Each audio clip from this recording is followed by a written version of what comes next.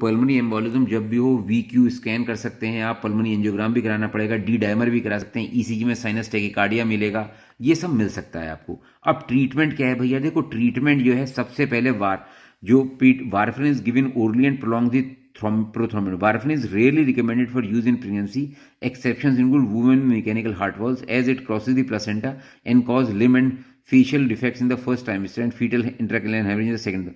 So low molecular weight are now the treatment of choice. They do not cause the placenta, have been shown to be at least as safe and effective as unfractional heparin. तो अब low molecular weight heparin आते हैं, इसके prefilled injection आते हैं और subcutaneous लगाया जाता है, पेट में लगा देते हैं सीधा, उन पेशेंट को इंजेक्ट करने का तरीका से करते हैं।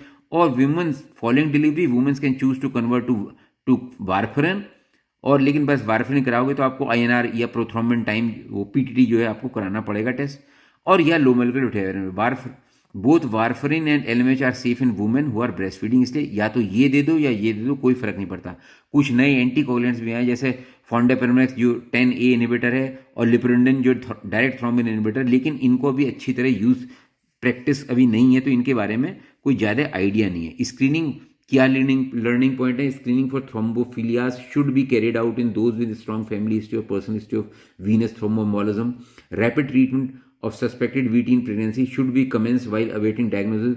Low molecular weight in the treatment of choice. Graduated compression stocking should be fitted and worn for 2 years to reduce the incidence of post thrombotic. अब ये बता रखे हैं क्या क्या एंटीनेटल और पोस्ट नेटल के बारे में बता रखा है कि क्या क्या असेस करना है। कोई अगर पेशेंट को पहले कोई प्रीवियस हिस्ट्री है तो भैया हाई रिस्क है इस पेशेंट को, तो ऐसे पेशेंट को आप लो मॉलिक्यूलर हेपेरिन तुरंत शुरू कर दो। जिन पेशेंट को पहले हॉस्पिटल एडमिशन हुआ, सिंगल प्रीवियस एम्बोलिज्म है, हाई रिस्क है थ्रोम्बोफीलिया का, नेफ्रोटिक सिंड्रोम है, टाइप 1 डायबिटीज़ है, सिकल सेल डिजीज है, ये इंटरमीडिएट रिस्क पे होते हैं।